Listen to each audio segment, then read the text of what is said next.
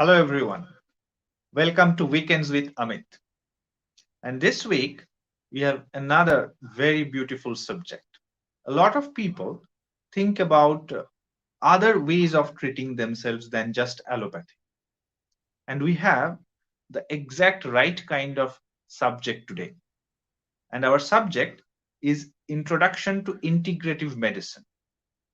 Now, medicine, if we talk about the term in general parlance today, automatically we think about pills or some kind of other form of medicine, so called, which is available in pharmacies for allopathic practitioners. But human beings have survived hundreds and thousands of years on alternative therapies. It is not that the people did not fall sick. And over the years, they have improved, the techniques have improved. Quantum physics has further improved things. Now, today, we are going to talk about the introduction to integrative medicines from two of our experts, the usual, Professor Amit Goswami and Dr. Valentina Onisor. I am sure this is going to be a very, very interesting subject for many of us who are really looking forward to a way of sustainable health, something that do not burn a hole in our pocket and makes our really, really healthy from within.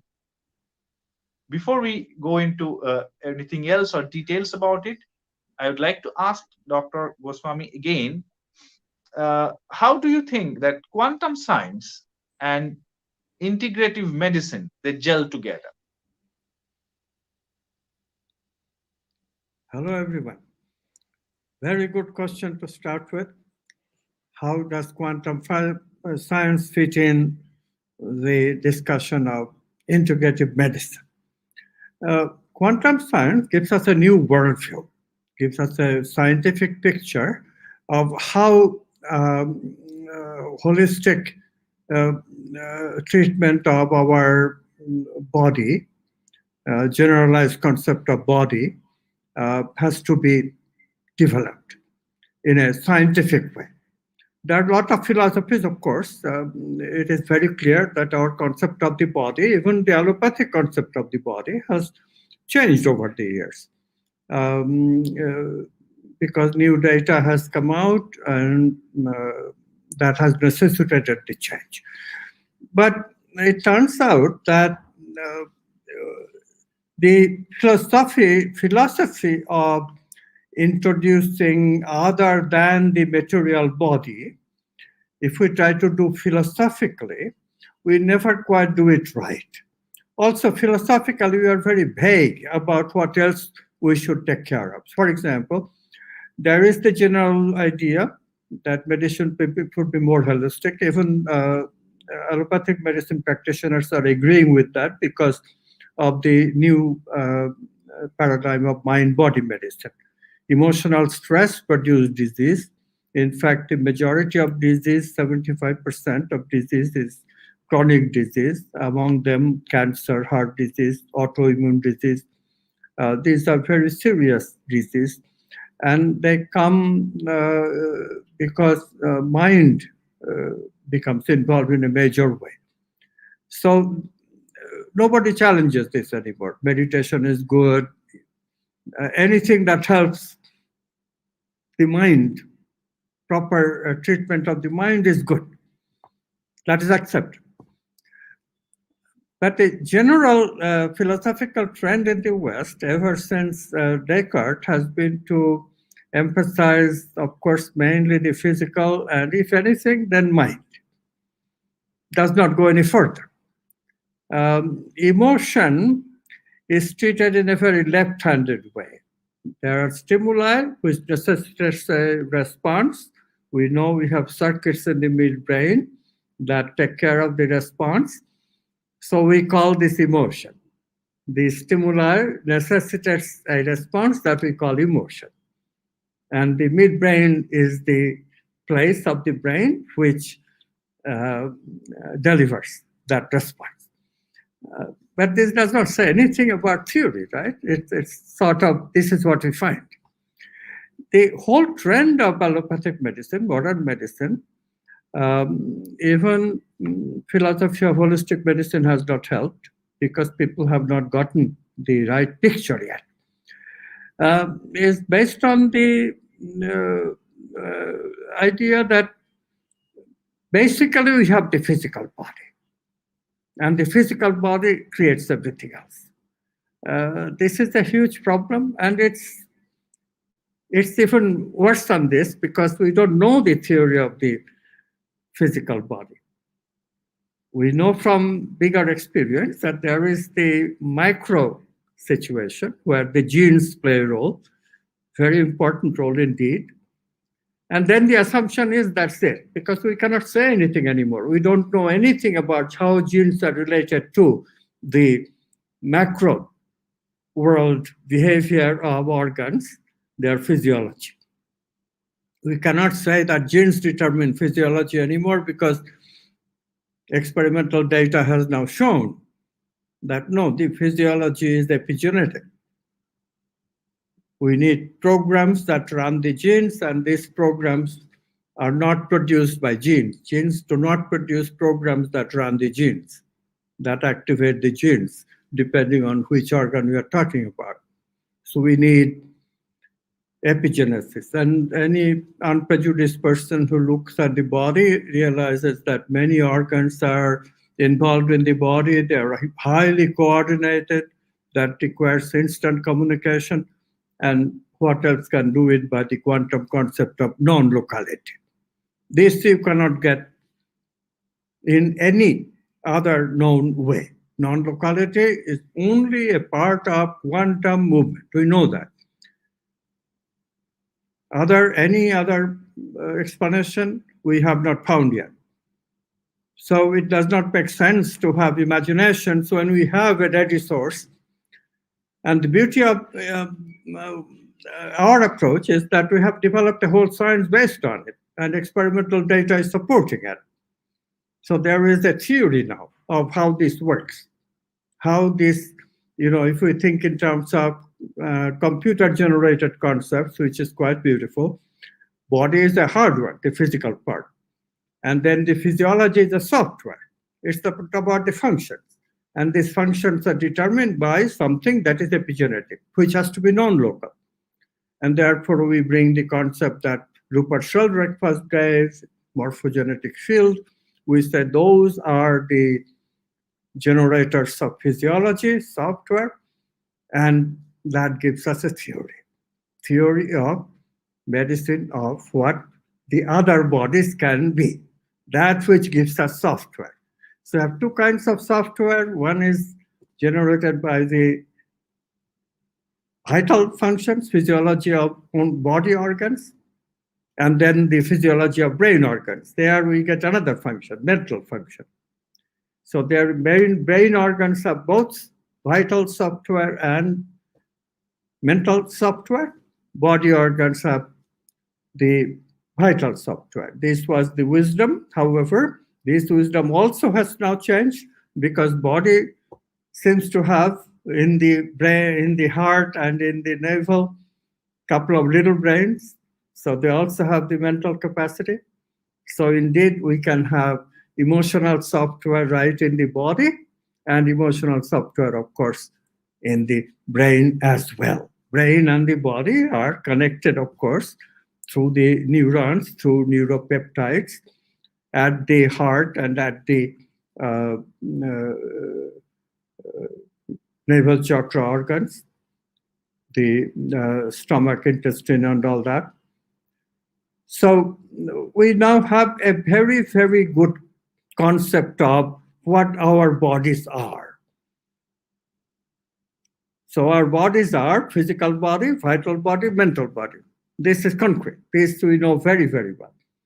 Then there is an additional concept coming from spiritual traditions who say that if we develop spiritually, then we can generate higher mind and higher vital, higher feelings. What am I talking about? Just see that our regular feelings are based on me, selfish feelings mainly, but then there are people who are transformed, who are enlightened, And even us, when we love, that's not an ordinary feeling. It's an inclusive feeling. I have expanded my me. So love is a positive feeling, and if we add meaning to it, mental meaning, then we get positive emotion. So in this way, there is positive emotional software that is not already part of our existence. You have to generate them, we have to discover them, embody them. This is called the soul body. And the whole process is called soul making. Creating the embodiment of the what we call archetypes that we intuit in our body. Can we have a loving software? Yes, we can. Can we have a software of self worth, self love? Yes, we can. This is the idea. An advanced software, so to speak. Traditional medicine is based on your physiology is given once and for all. The spiritual traditions and quantum science incorporation of the spiritual ideas have given us an enlarged view of ourselves. Even an improved optimal physiology we can hope for, soul making. So that's our fourth body. And of course, the fifth body is consciousness in its most general expression with non locality intact. Those are the five bodies. And new medicine, integrative medicine, is clearly defined. Integrative medicine is holistic medicine of all five bodies. Okay, that's enough of an introduction, I think. Kishanu. Yeah, and of course, immediately passed on to Dr. Onisor about the how to do this practically. What is your take on this whole subject? Mhm. So this is still part of this as an intro, right? And again, to mention a few more things to clarify, it's the fact that the alternative medicine systems, so they are complementary actually with the allopathy. So we are not disregarding at all the allopathy, especially when we think of emergencies and surgeries. Even sometimes it's too much of the surgeries, which is not really necessary. But still, they are complementary when you know what you're doing. Okay, and as long as we have theory and experiment for both of them, and so the alternative medicine systems, which are Ayurveda, traditional Chinese medicine, homeopathy, aromatherapy, and all that, so they propose that health is not only a question of our material body, but also about all that Amit mentioned, the non-material bodies that we have. So the underlying philosophies, then they do not seem to be compatible, at the first sight, even if again they have their usefulness. Yeah. And what we want to do in quantum integrative medicine, especially, is also to train healers. And that's a call for transformation, first of all, of healers, of patients, and actually of all the entire healthcare industry, from a disease oriented mindset to an emphasis on well being and prevention. Yeah. And so it's a call for transformation. And also from the mechanistic job orientation for healers, you just want to be a doctor because you make good money, towards a transformative orientation. So you are healing yourself together with all your clients and patients, and you are learning about yourselves. The point is that you can be a great healer um, up to according to how much you have worked with yourself. Really, it doesn't mean that you have to go through all the diseases yourself, but the more you know yourself, and even if you had yourself certain challenges indeed, but otherwise, again, if you um, have quite clear that archetype of wholeness as a doctor, for example, that is there, then it's you really how to say, you're making your life dance with this archetype, and then everything that comes towards you, it's also about your own healing, which is again layers and layers also of all that we call that illusion. So again, the more you work with yourself, the more you're able to really know when a patient is coming towards you, to see what is the problem. Even if the patient says, this is the problem which I have, you may even see that actually it's something else, for example, sometimes. So it's a lot about that. And so we are interested in health and healing in our physical well-being, and we search for it when we don't have it, when we are hit by a disease, you know But with this sharp division of medicine, it is two camps, conventional and alternative. It's difficult to choose the proper healing method when we need it. Of course, again, you need to have a great experience as a doctor, and even to find the proper person to help you as a patient, right? And again, to choose between all these healing techniques, it takes a lot of discernment as well. And yeah, so I don't know if later on we'll speak a little bit about all of them, because they are really beautiful principles. For example, the principle of resonance. We can start with that if you want, Kishanu, so that people can understand how resonance works in terms of healing, for example. Kishanu? Yeah, absolutely. See, it would be great to have a context of what you are talking about, and resonance is a fantastic place to start. Great. So just a few words about resonance. If you ask a physics teacher, he will hold up a tuning fork and strike it towards something and get it vibrating, right? And then he will hold the vibrating fork against his wooden desk. And then you notice that the desk is vibrating now. And that he's saying that this is force vibration. And then he will hold up another tuning fork and get that one vibrating. But this time when he touches the table with his vibrating fork, the table vibrates with much greater intensity. And so this is resonance, a frequency matching, and of course, when we speak about herb in phytotherapy, in Ayurveda, or about an essential therapeutic grade essential oils, for example, you may ask what is vibrating in a flower that you can perceive, yeah? Because the flower is not only a material body, it is alive, so it has also this vital software.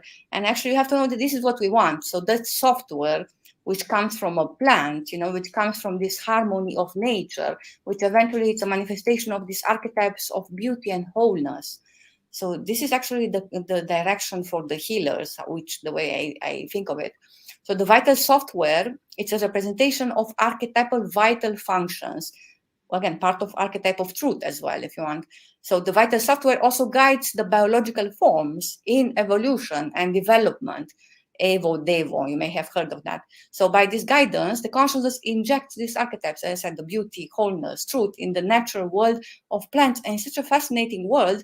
And if you think of how we live today, mostly in cold environments, even around us, if we don't use our attention to choose that state of higher resonance, which will eventually take us to a place where we will feel really happy and expanded, instead of being so contracted and poor, kind of, poor mentality.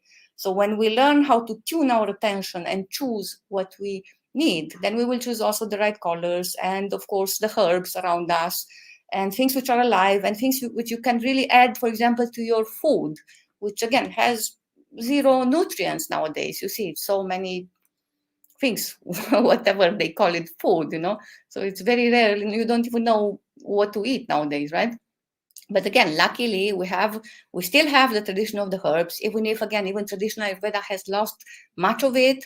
And they became, unfortunately, many practitioners, the same materialistic as the allopathy I see around me, So unless even that needs to be reborn, this Ayurveda practice, And the same. So when you learn how to work with principles like, for example, apitherapy, the beauty of the bees, this world of the bees for me is so fascinating. And it's so much, there are so many studies about that, about all these bee products and how special they are, not to mention how important is the bee for the whole planet, for the life itself, right? But then what a powerful life energy all these products they carry with them. And you just have to know how to use them well, and it's not such a big deal, truly.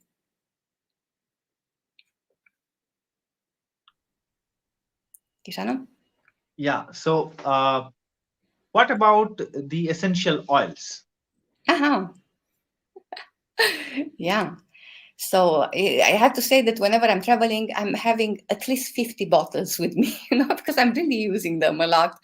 And for so many reasons, you can use them in many ways. But first of all, it has to be therapeutic, essential oil of therapeutic grade.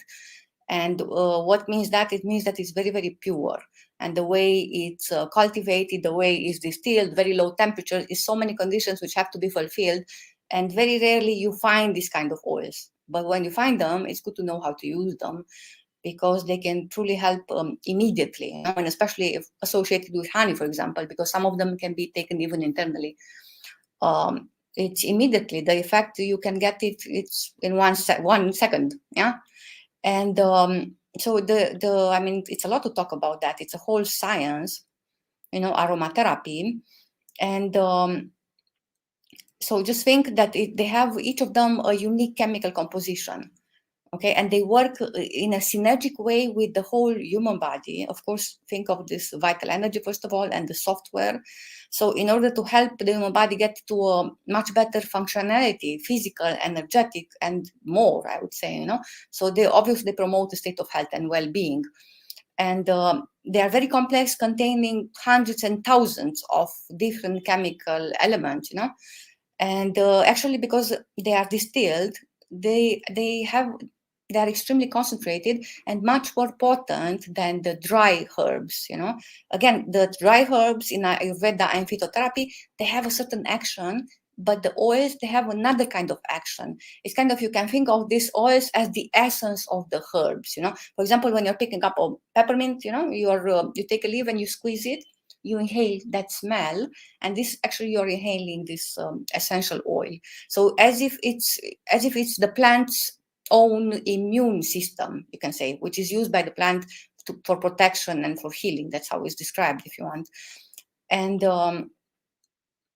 they are wonderful, truly. So one more thing, like you can think that one drop of therapeutic grade essential oil is containing about 40 million of trillions of molecules, so kind of is truly covering, like one drop is containing enough molecules to cover every cell of our body with enough molecules, so they really act very, very deep, so there are studies about this, a lot of studies, how they work on cleaning the receptors of the cells, and even reprogramming. But of course, you have to learn how to work with the herb as well with the oil.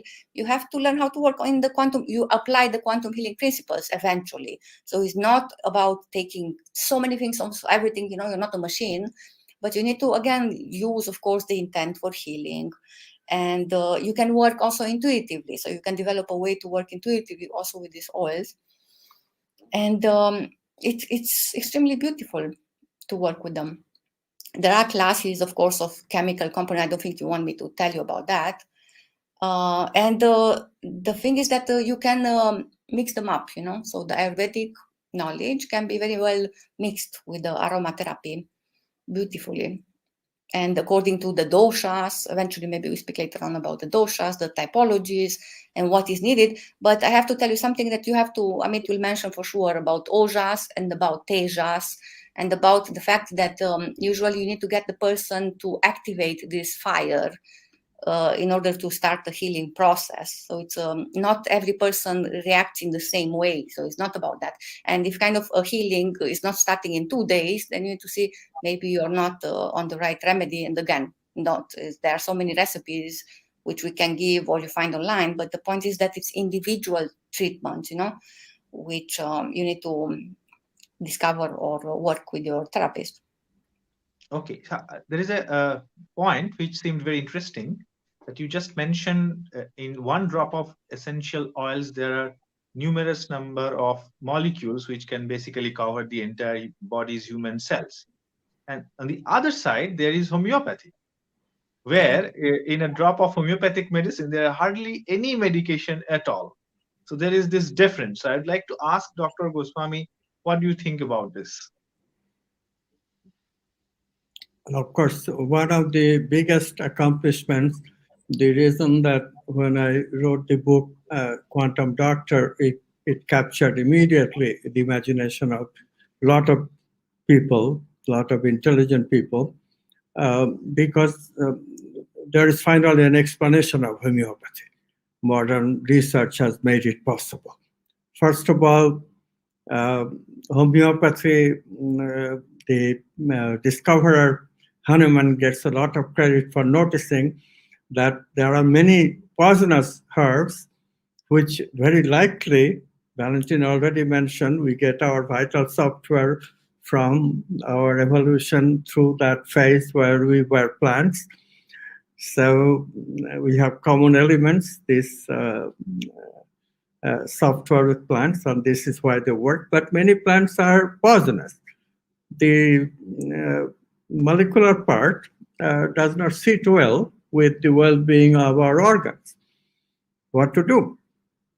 He had an intuition that this should be okay.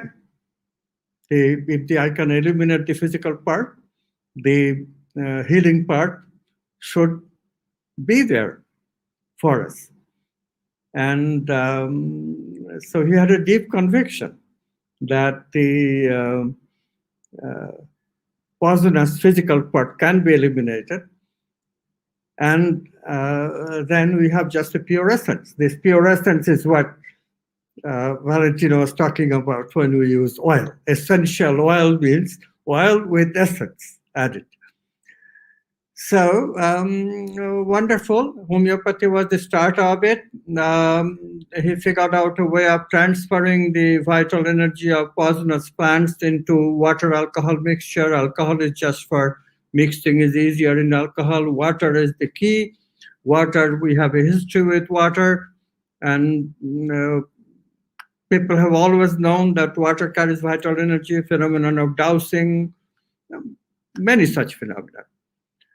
So he figured out a way of transferring. It's called sukusha, shaking. You transfer a mixture of the medicine with water alcohol mixture, and you shake, and then you get some of the vital energy will be transferred into the water. Water can make memory of vital energy, replica of vital energy, representation, whatever you call it. The software is picked up by the water, in other words. And then you dilute again, dilute again, dilute again until no molecule is left. So we have just the software, just the vital software. And then the question is, how do you know? How do you know that you are actually